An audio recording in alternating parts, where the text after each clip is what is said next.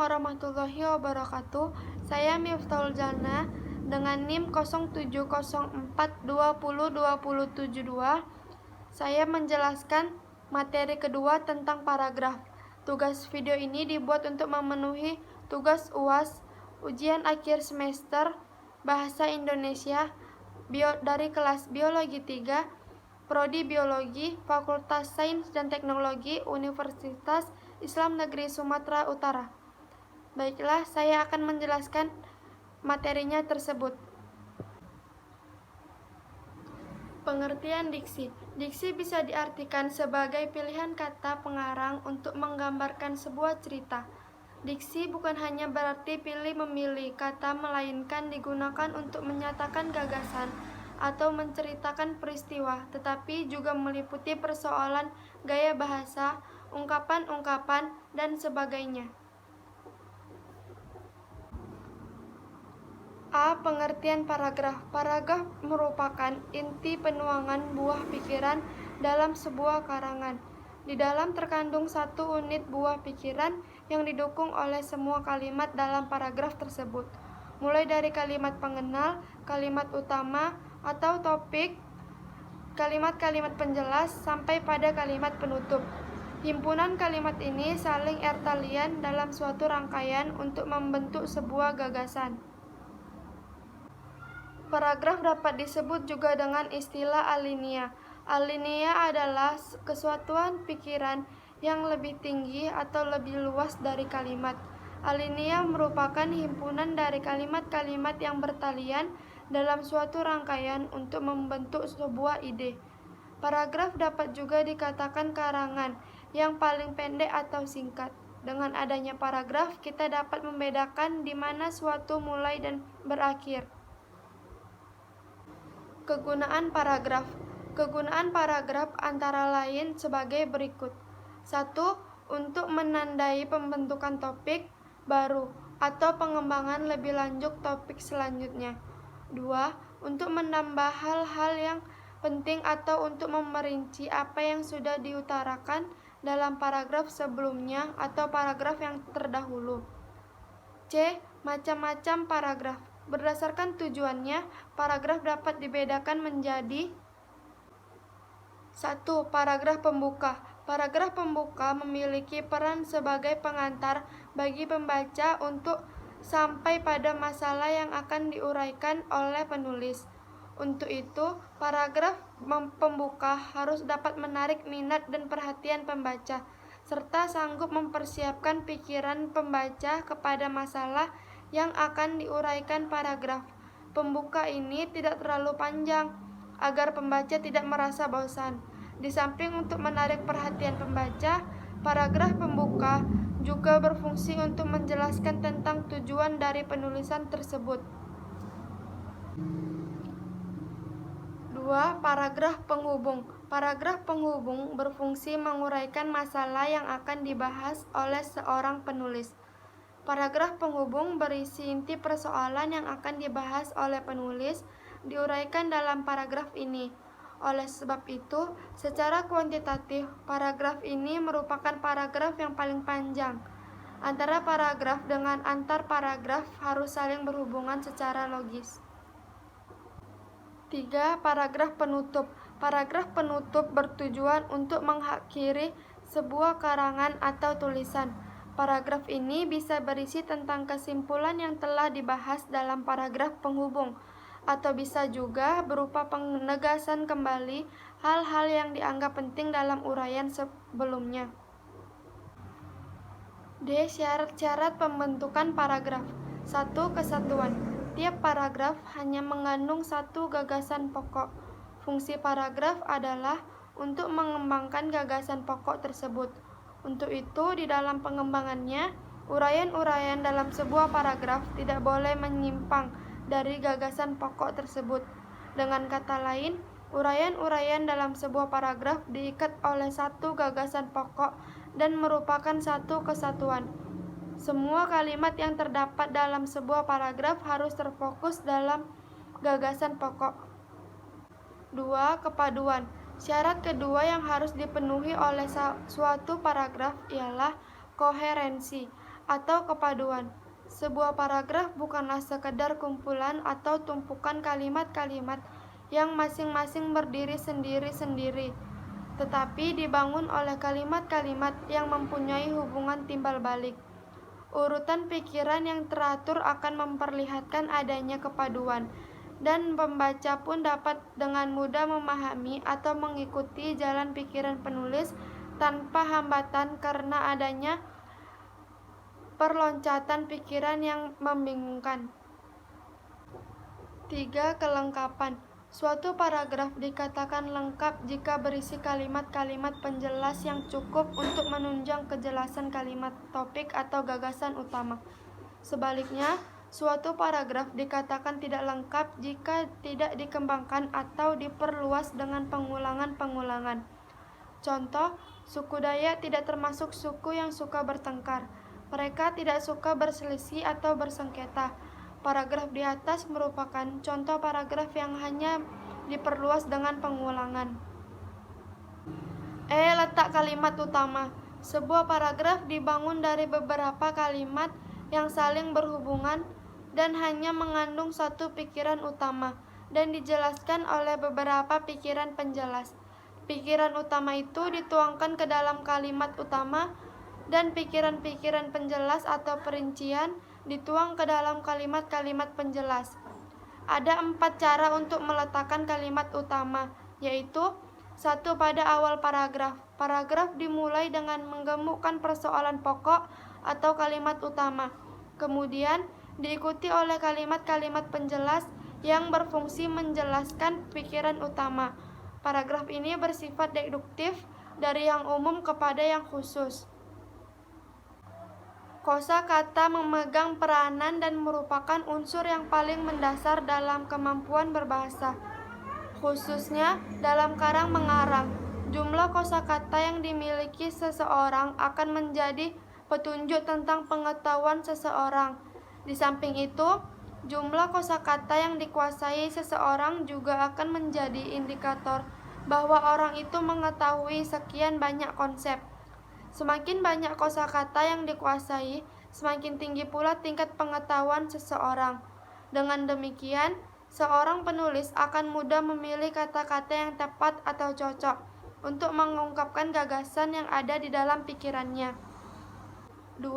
Pada akhir paragraf.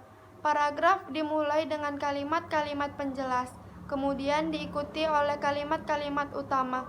Paragraf ini biasanya bersifat induktif dari yang khusus yang ke umum.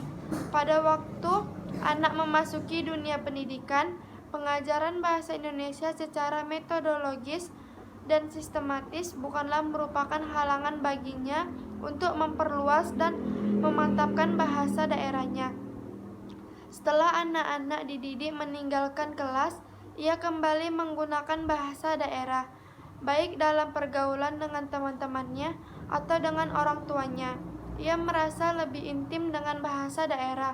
Jam sekolah berlangsung beberapa jam, baik waktu istirahat maupun di antara jam-jam pelajaran, unsur-unsur bahasa daerah tetap menerobos. Ditambah lagi, jika sekolah itu bersifat homogen dan gurunya pun penutur asli bahasa daerah itu. Faktor-faktor inilah yang menyebabkan pengetahuan si anak terhadap bahasa daerahnya akan melaju terus dengan cepat. 3. Pada awal dan akhir paragraf. Peningkatan taraf pendidikan para petani dirasakan sama pentingnya dengan usaha peningkatan taraf hidup mereka. Petani yang berpendidikan cukup dapat mengubah sistem pertanian tradisional, misalnya bercocok tanam hanya untuk memenuhi kebutuhan pangan, menjadi petani modern yang produktif. Petani yang berpendidikan cukup mampu menunjang pembangunan secara positif. Mereka dapat memberikan umpan balik yang setimpal terhadap gagasan-gagasan yang dilontarkan perencana pembangunan, baik di tingkat pusat maupun di tingkat daerah. Itulah sebabnya peningkatan taraf pendidikan. 4. Tanpa kalimat utama. Paragraf ini memiliki kalimat utama, berarti pikiran utama tersebar di seluruh kalimat yang membangun paragraf tersebut. Bentuk ini biasanya digunakan dalam karangan yang berbentuk narasi atau yang berbentuk cerita, atau deskripsi yang berbentuk pelukisan. Pikiran utama didukung oleh semua kalimat. Keributan ayam berkeruyuk, bersahut-sahutan mengendur. Kian lama kian berkurang. Akhirnya tinggal satu-satu saja terdengar kokok yang nyaring. Dan ayam itu sudah mulai turun dari kandangnya, pergi ke ladang dan pelataran. Dengung dan ruang lalu lintas di jalan raya kembali menggila seperti kemarin. Raung klakson mobil dan suara kereta api bergema-gema menerobos ke relung-relung rumah sepanjang jalan.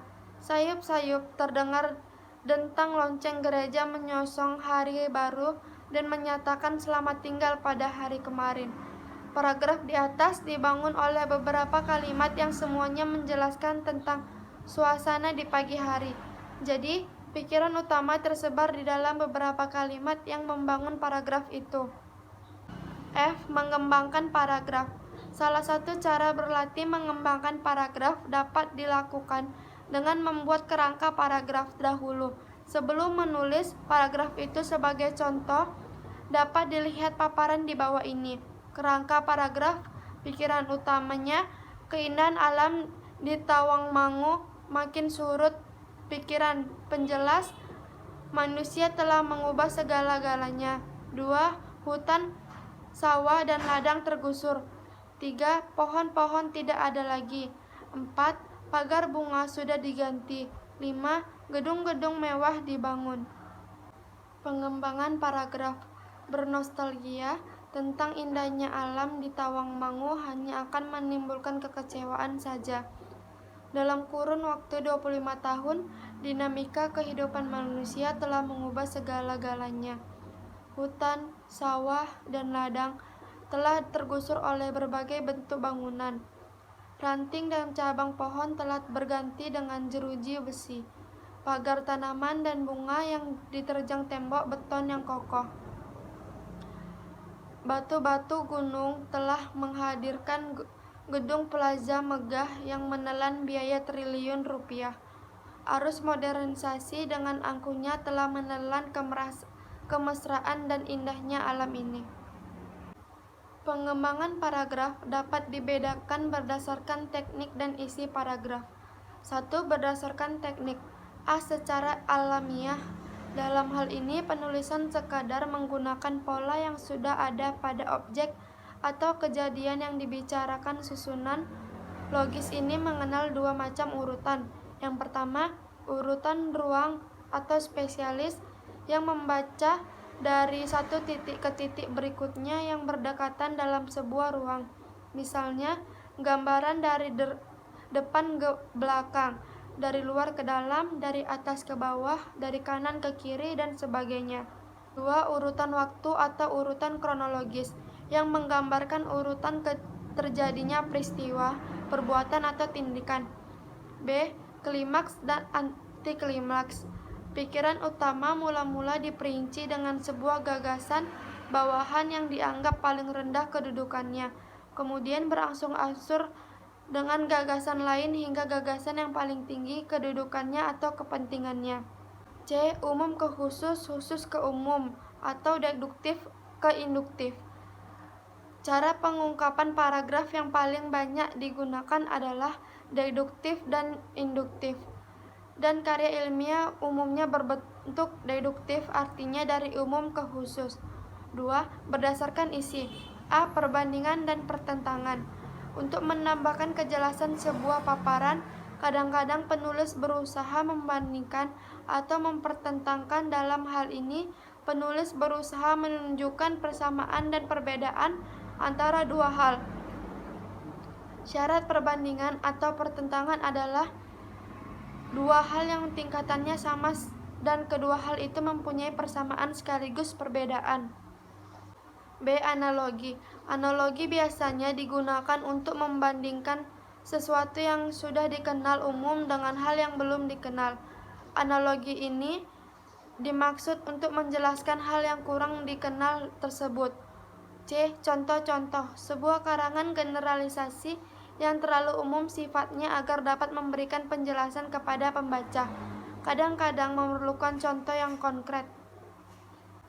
D. Sebab akibat. Hubungan kalimat dalam sebuah paragraf dapat berbentuk sebab akibat.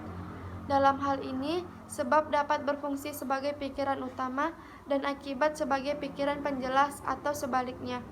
E. Definisi luas.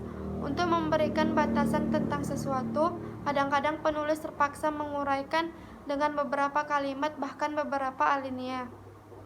F. Klasifikasi. Dalam pengembangan karangan, kadang-kadang kita mengelompokkan hal-hal yang mempunyai persamaan. Pengelompokan ini biasanya diperinci lagi lebih lanjut ke dalam kelompok-kelompok yang lebih kecil. Berdasarkan tujuan dan sifatnya, paragraf dapat dibedakan menjadi 5 macam, yaitu 1. Narasi. Paragraf yang menceritakan sesuatu kejadian atau peristiwa. Ciri-cirinya ada kejadian, ada pelaku, dan ada waktu kejadian. Contohnya, anak itu berjalan cepat menuju pintu rumahnya karena merasa khawatir seseorang akan memergoki kedatangannya. Sedikit susah payah dia membuka pintu itu. Ia begitu terkejut ketika daun pintu terbuka, seorang lelaki berwajah buruk tiba-tiba berdiri di hadapannya. Tanpa berpikir panjang, ia langsung mengayunkan tinjunya ke arah perut lelaki misterius itu. Ia semakin terkejut karena ternyata lelaki itu tetap bergeming. Raut muka lelaki itu semakin menyeramkan, bagaikan seekor singa yang siap menerkam. Anak itu memukulinya berulang kali hingga ia terjatuh tak sadarkan diri.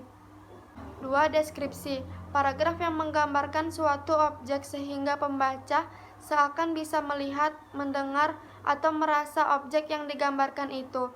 Objek yang dideskripsikan dapat berupa orang, benda, atau tempat. Ciri-cirinya ada objek yang digambarkan.